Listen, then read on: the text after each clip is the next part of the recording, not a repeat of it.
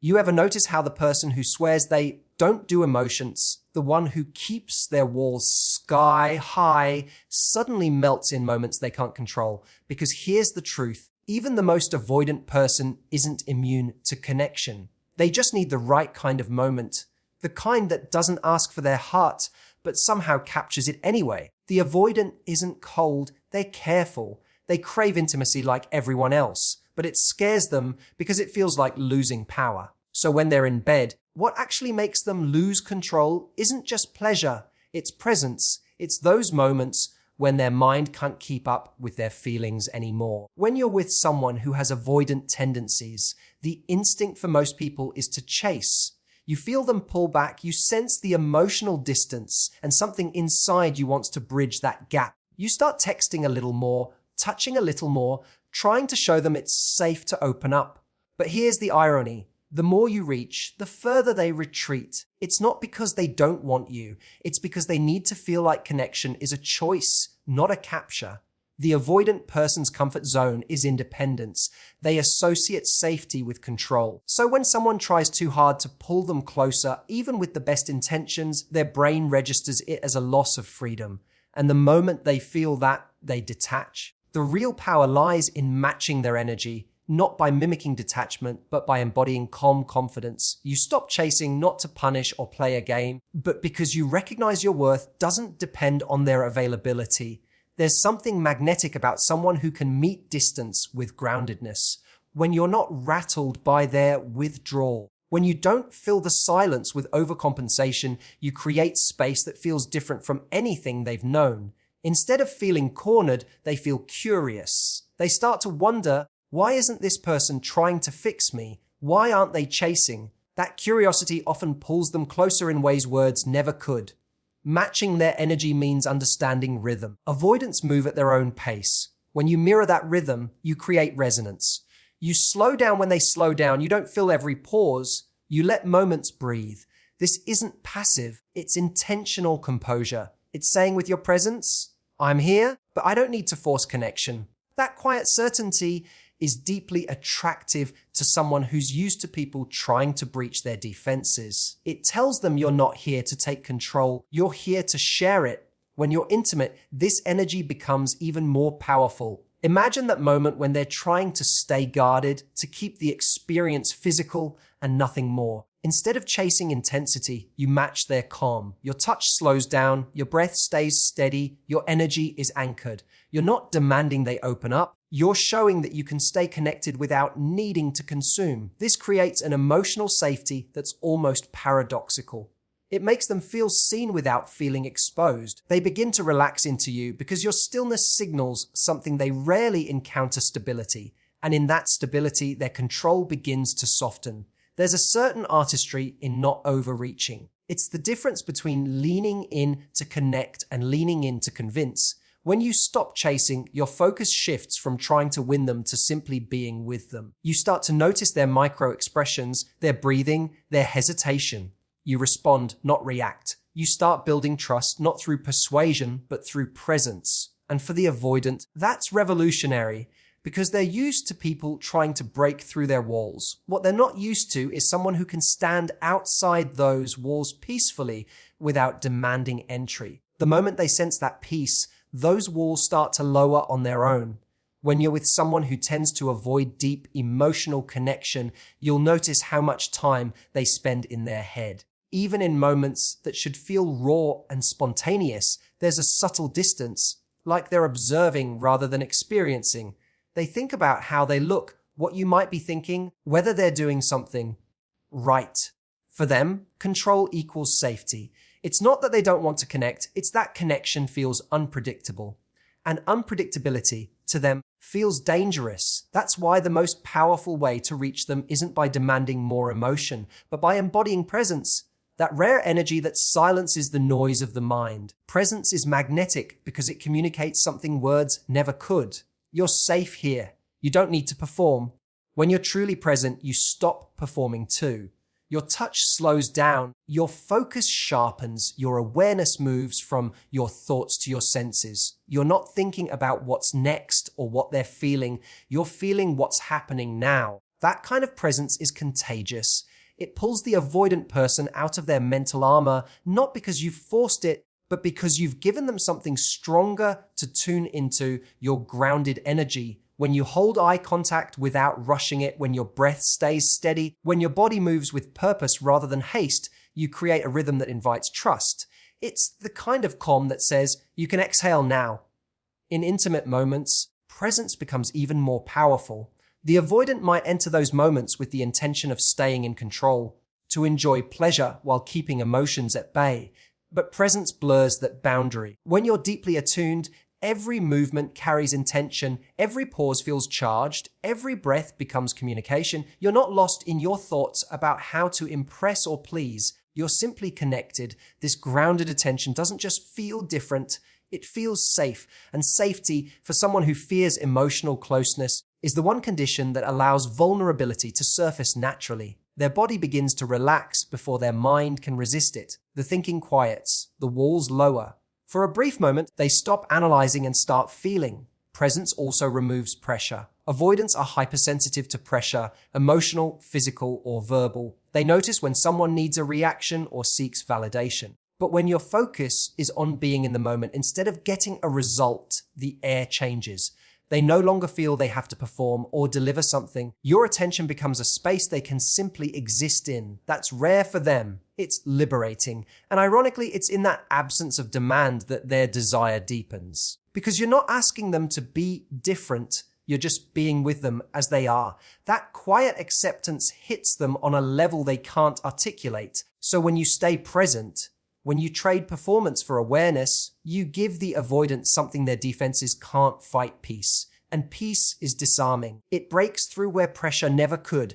In your stillness, they stop running. In your focus, they stop hiding. And for the first time, connection doesn't feel like something to fear. It feels like something to breathe into. Avoidant people aren't afraid of love itself. They're afraid of what being truly seen might reveal.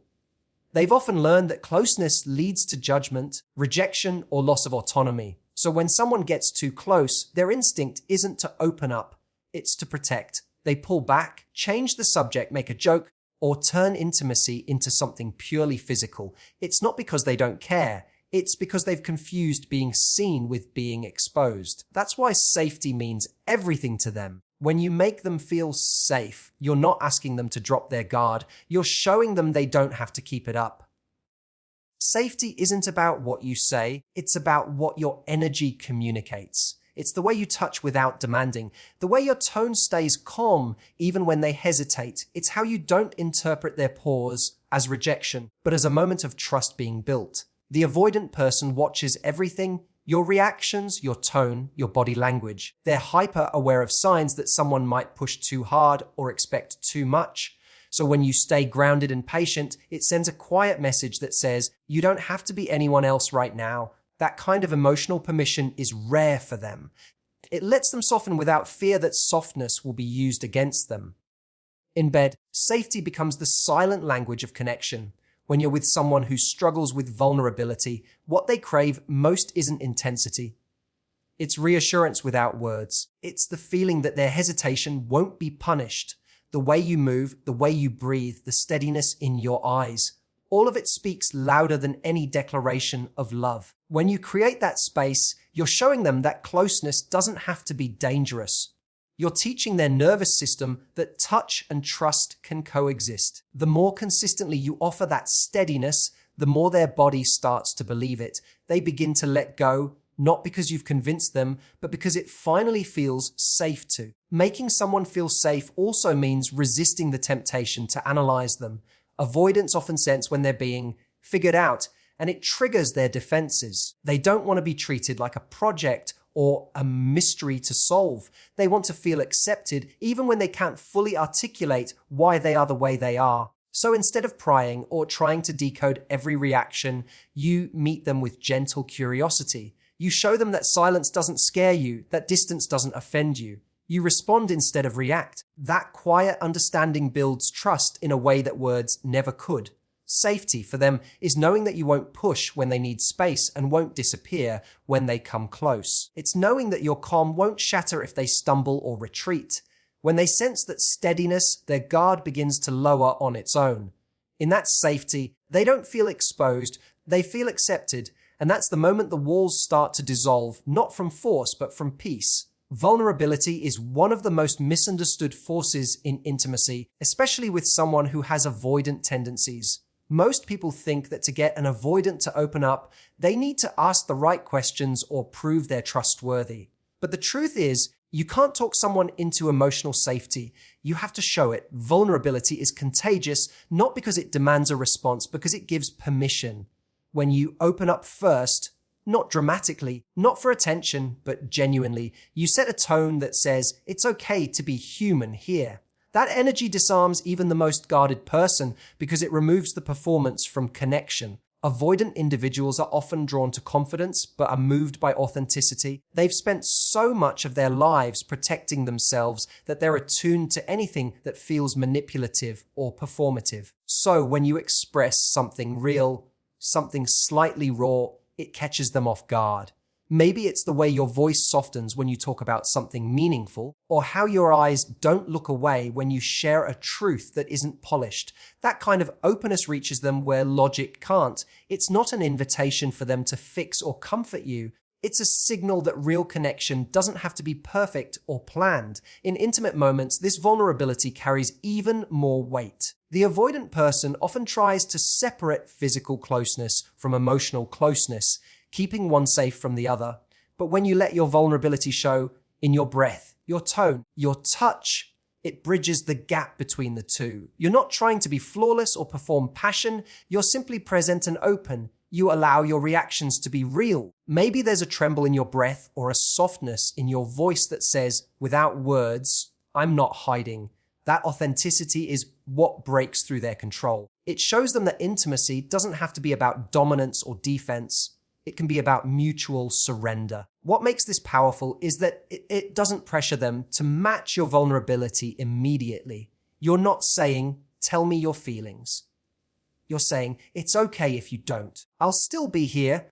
That subtle acceptance takes the weight off them. The avoidance is used to people trying to extract emotion or closeness, and that pressure makes them retreat. But when you're open without expectation, they feel something they rarely experience, freedom. And that freedom draws them closer because it replaces fear with choice. They start to share not because they're forced to, but because they want to. Vulnerability in this sense isn't weakness, it's power. It's the kind of strength that says, I can be open and still feel safe. When they see that in you, it challenges their entire narrative about connection. They realize that vulnerability doesn't mean losing control. It means being real without losing self-respect. And once they feel that energy, they start to mirror it. Not because they've decided to, but because the space between you finally feels safe enough for them to exist without armor. For someone with avoidant tendencies, control is their form of safety. They've learned that when they're in control, they can't get hurt. They can manage expectations, avoid disappointment, and stay one step ahead of vulnerability. In intimacy, that control often shows up subtly in how they steer the pace, how they guard their emotions, or how they treat physical closeness as something separate from emotional connection. To them, pleasure is safer when it's managed, when it doesn't threaten to pull them into something deeper. But there comes a moment when the experience shifts, when pleasure stops being about control and starts becoming about connection. That's the moment they lose their composure in the best possible way, because surrender finally feels like trust instead of danger. What makes that moment possible isn't dominance, pressure, or seduction, it's presence and authenticity. When you bring genuine connection into intimacy, when your touch, your attention, and your energy communicate care instead of control, their walls begin to soften. You're not trying to take power, you're inviting them to share it. You're showing that closeness can exist without threat, that desire can coexist with emotional safety. The avoidant person feels this difference immediately. They sense that you're not playing a game or trying to win, you're simply being with them. And that quiet sincerity creates a space where they can finally relax their grip. In that space, pleasure becomes something shared rather than performed. The rhythm changes. The air thickens with something unspoken but deeply understood, a mutual recognition that this isn't just about the body. It's about trust. It's about permission. It's about the realization that they don't have to stay guarded to stay safe. When your energy is grounded and your focus is connection rather than outcome, it speaks directly to their nervous system. Their body starts to believe it's okay to let go. Their breath deepens, their reactions become unfiltered, and for once, they're not thinking about what happens next. They're just there. That's the rare moment when control slips away not through force, but through peace. Making pleasure about connection means seeing beyond the surface. It's not about technique or intensity, it's about attunement. It's noticing when they hesitate and slowing down instead of pushing through. It's responding to their cues, not anticipating them. It's creating a rhythm where they feel chosen, not consumed. The avoidant person often expects to feel used or overwhelmed when things get close, but when you approach with calm intention, it rewires that expectation. They realize closeness doesn't have to mean losing themselves. It can mean finding someone safe enough to be real with. The beauty of that moment is that surrender no longer feels like weakness. It feels like relief. They're not giving up control because they've been overpowered. They're letting go because for the first time, it feels right to. The tension they've carried for so long melts into something raw and honest. And what they discover, often without words, is that true pleasure isn't about control at all. It's about connection that feels safe enough to lose it. And when you really think about it, everything we've talked about tonight comes back to one truth. People don't lose control because they're weak. They lose control because for the first time, it feels safe to. The avoidant doesn't crave distance because they don't feel. They crave safety because they've learned that closeness can hurt. But when they finally meet someone who doesn't chase, who stays present, who makes them feel safe, who leads with vulnerability, and who turns pleasure into connection, that's when everything changes. Because in those moments, walls don't need to be torn down. They simply fall away. What was once guarded becomes open. What was once tense becomes tender. And the person who swore they'd never let anyone in suddenly realizes they already have. Not because you forced your way through, but because you stood still long enough for them to step forward on their own. That's the power of connection that isn't rushed, that isn't desperate, that isn't afraid of space or silence. It's the kind of connection that doesn't just touch the body, it reaches the part of someone that's been waiting to exhale for years. So if you take one thing from this, let it be this: the real intimacy isn't in making someone lose control, it's in helping them feel so safe that they choose to. That's where trust begins. That's where love feels possible again. And that's where even the most avoidant heart learns that surrender isn't something to fear, it's something to feel.